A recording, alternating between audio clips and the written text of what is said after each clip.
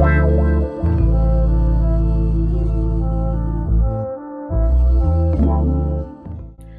guys, welcome back di YouTube aku, di channel aku. Jadi hari ini aku bakal bahas tentang 10 hal yang harus teman-teman tahu kalau teman-teman itu mau kerja di Kanada, baik itu sebagai pemegang visa international student atau working visa. Sebelum ke Kanada, teman-teman setidaknya sudah ada informasi tentang bagaimana kerjaan di sini, tentang peraturan-peraturan kerjaan di sini. Jadi teman-teman itu udah ada bayangan ke depannya, dan hopefully semoga dengan video ini, dengan menonton video ini, teman-teman bisa mendapatkan informasi yang bisa membantu teman-teman untuk berkarir di Kanada. Oke, langsung saja bagi poin pertama, yaitu tentang minimum wage, atau kalau di Indonesia kita sebutnya UMR. Jadi kalau di Kanada itu UMR-nya dibayarnya per hour. Nah, sekarang berlaku 1 Juni 2020 itu UMR untuk Provinsi British Columbia, which is itu provinsi di mana aku tinggal, UMR-nya sebesar 14,6 Canadian dollar per hour. Nah, setiap provinsi di Kanada itu UMR-nya atau minimum wage-nya itu berbeda-beda. Jadi kayak Ontario sama Alberta sama British Columbia itu beda ya. Nah, aku cuma kasih di sini British Columbia karena aku tinggalnya di British Columbia, tepatnya di kota Vancouver. Oke, dan UMR di Kanada itu setiap tahun beda-beda.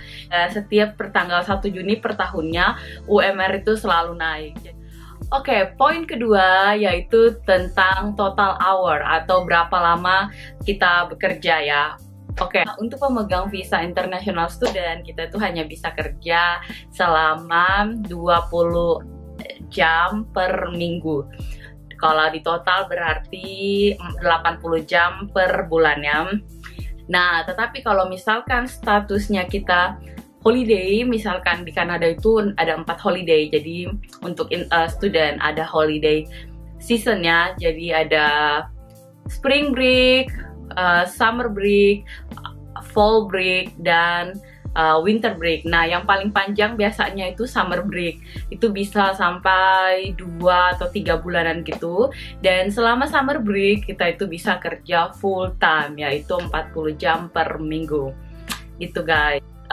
Dan kalau pemegang visa working, bukan student ya, working, kalian itu bisa kerja 40 jam per minggu. Itu sudah ketetapan di Kanada ya.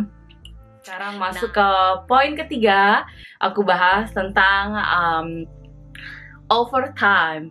Oke, jadi kayak berdasarkan peraturan di Kanada itu, kita sehari per orang itu hanya bisa kerja 8 jam maksimum. Oke, 8 jam. Kalau misalkan kita kerja lebih dari 8 jam per hari, misalkan 9 jam, maka jam yang ke-9, 1 hour atau 1 jam overtime, itu kita akan dibayar lebih sebesar 1,5 gaji kita. Itu wajib banget dibayar, dan itu hukumnya di Kanada. Jadi overtime itu dibayar per hournya 1,5 gaji kita.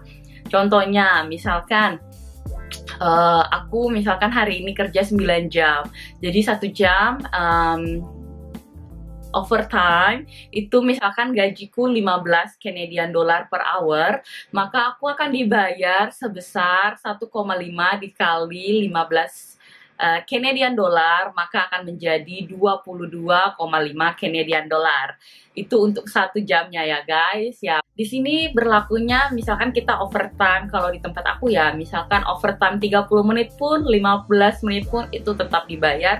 Hitungannya overtime. Far, aku jarang banget dapat jam 40 jam ya per minggu. Itu jarang banget aku dapat. Biasa karena sehari less dari 8 jam jam kerjanya, tapi ada juga yang sehari lebih dari 8 jam. For example, tiba-tiba lagi busy time, terus kita disuruh overtime, ya aku tetap dibayar hari itu 1 jam overtime. Itu tetap terhitung, meskipun 1 minggunya nggak lebih dari 40 jam.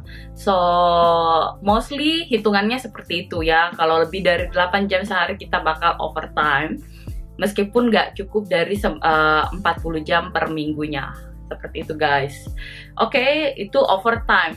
Yang keempat ini langsung aja ya, harusnya bersambung sama yang ketiga, ini harusnya yang keempat. Dan kita bakal dapat break time, itu tergantung ya. Break time-nya itu kalau kita kerja 8 jam, 1 jam sampai 30 menit, 3 dari 30 menit sampai dengan 1 jam. Tergantung kesepakatan dari perusahaan, tetapi kalau break kita nggak dibayar. Jadi kalau misalnya kita break 30 menit atau 1 jam, itu kita nggak dibayar breaknya. Oke, poin kelima, poin tentang holiday. Nah, kurang tahu kalau di Indonesia holiday itu termasuk dibayarnya bagaimana. Kalau di Kanada, setiap holiday tanggal merah di Kanada, misalkan contohnya New Year, Christmas Day, Easter Day, Thanksgiving Day, Canada Day, BC Day. Jadi semua tanggal merah di Kanada itu di kalender teman-teman, kita yang kerja pada hari tersebut maka kita akan dibayar 1,5 gaji kita. Oke, misalkan tadi 15 jadi 22,5 per jam. Jadi kalau kita kerja hari itu 8 jam, teman-teman bisa kali kan, 22,5 dikali 8. Seperti itu guys, kalau teman-teman kerja. Tapi misalkan teman-teman itu udah jadi full time worker, teman-teman tidak kerja pun pada saat holiday, itu teman-teman akan dibayar. Jadi yang dibayar itu cuma full time worker ya.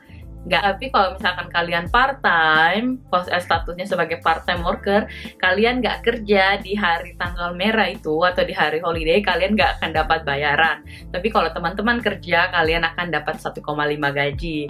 Oke, tapi beda, di note ya, dicatat bahwa beda kalau kita libur dari sekolah, summer break atau winter break itu nggak dibayar 1,5 ya, karena itu libur dari sekolah, bukan libur dari kayak tanggal merah di Kanada, bukan ya. Jadi yang cuma tanggal merah di Kanada aja itu yang kita dibayar 1,5 gaji. Oke, yang keenam. Nah, yang keenam ini tentang schedule kerja, dan aku senang banget karena sebagai international student di sini, schedule-nya fleksibel banget guys. Jadi kita bisa atur schedule kita availability-nya hari apa aja. Misalkan kayak dulu waktu aku masih sekolah, aku masih sekolah juga sih. Maksudnya contohnya dulu pertama kali aku datang, jadi kerjanya itu aku aku kuliah pagi dari jam 9 sampai jam 3.30, kemudian aku kerja jam 4 sore sampai closing. Jadi biasa dari jam 4 sampai jam 10 closingnya. Dan aku sukanya kita itu bisa request day off. Jadi misalkan teman-teman ada planning nih 2 minggu ke depan atau 1 minggu, 2 minggu ke depan, itu teman-teman bisa misalkan request, oh hari ini aku nggak bisa hari Senin buat kerja, jadi bisa dipindahin hari lain karena aku mau kemana gitu alasannya. Dan itu bisa, dan itu kita bisa ganti schedule juga. Misal kalau kalian bergantinya setiap bulan, jadi setiap bulan kalian bisa ganti schedule kalian. Misalkan ada yang mau minta shift pagi atau kalian mau cuma ngambil semua shift malam, itu bisa diganti gitu, jadi disesuaikan. Tapi harus reminder, kita harus ini udah lapor 2 minggu sebelumnya atau kalau bisa sebulan sebelumnya. Itu tergantung dari perusahaan kalian upload schedule itu, ada yang upload setiap minggu, ada yang upload per 2 minggu. Schedule kita itu bisa diatur, don't worry guys. Tapi kalau full time worker itu kalau part time. Kalau full time worker biasanya mereka udah kasih schedule tetap ya. Misalkan mereka jadi waktu kita apply kerja itu udah dibilang ini kita nyarinya full time, dan full time yang harus schedule-nya fleksibel gitu. Pengalaman aku kalau aku interview ke perusahaan, salah satu yang mereka paling tanyain adalah schedule kita atau availability kita itu hari apa aja dan jam berapa aja. Jadi saran aku juga kalau teman-teman interview nanti di Kanada pertama kali, open availability-nya pasang yang fleksibel gitu schedule-nya. Yang ketujuh guys, yang ketujuh ada namanya paycheck sama ada payday, gajian guys ya, kita gajian. Nah, kalau gajian di Kanada itu enaknya di sini nggak ada namanya tanggal muda sama tanggal tua, nggak ada guys. Jadi kita gajian per 2 minggu sekali, dan semua gaji itu masuk melalui rekening. Ada juga yang dikasih by check. nanti cek itu langsung duitnya kita bisa langsung duitnya bisa langsung masuk ke rekening kita. Nah, ada paycheck. Jadi paycheck itu adalah kayak berapa total hour kita kerja selama 2 minggu. Misalkan kita kerja selama 2 minggu 40 jam kalau part time, atau biasa kurang dari 40 jam part time selama 2 minggu, terus dikali sama gaji kita berapa. Kemudian kita ada overtime nggak, kita akan dikali sama overtime berapa, total gaji berapa. Kemudian yang harus kita bayar, misalkan pajak, misalkan ada pajak CPP itu pensiun, sama ada EI, employee insurance, sama ada tax income federal gitu. Nah, itu semua akan dikurangi sama gaji kita. Jadi paycheck, biasa setahu aku paycheck itu paycheck di luar, jadi kita terima paycheck kita itu 2 hari apa 3 hari sebelum gaji kita masuk ke rekening kita. Oke, sekarang masuk ke poin ke-8, yaitu tentang benefit. Nah, jadi benefit kalau untuk part time yang masih student ya, itu mereka nggak dapat benefit. Jadi contoh benefit yang ada di perusahaan yang common sih, yaitu tentang medical insurance. Jadi kita tadinya bayar medical insurance itu sebesar 75 Canadian dollar kalau kita visa working, visa atau student, itu sama sekarang 75 Canadian dollar per bulan. Tapi kalau kita full time worker, itu maka perusahaan akan membayarkan yang 75 tadi Canadian dollar. Jadi mereka tanggung insurance kita. Itu ada beberapa ketentuan dari perusahaan. Ada yang misalkan jam kerjanya udah kerja 900 jam, maka kalian eligible buat dapat benefit dari perusahaan tersebut. Kalau kerjanya di perusahaan yang cukup ini, biasa benefitnya ada banyak. Jadi enak banget kalau jadi full time worker karena dapat benefit dari perusahaan tempat kita bekerja. Sayangnya kalau kita part time kita nggak dapat, guys ya. Oke, yang ke-9. Yang ke-9 ini aku suka banget tentang vocation pay. Tadi seperti yang aku bilang bahwa kita tuh digaji setiap 2 minggu sekali. Nah, total dari gaji kita di 2 minggu tersebut, perusahaan bakal tambah sama vocation pay kita dari total gaji yang kita dapat, yaitu sebesar, kalau tidak salah, British Columbia, untuk provinsi British Columbia yaitu sebesar 4%. Setiap perusahaan itu beda-beda peraturannya. Ada yang kita bisa kasih langsung vocation pay di setiap 2 minggu, jadi dicairkan. Kalau kita terima gaji, maka kita bakal dapat plus vocation pay.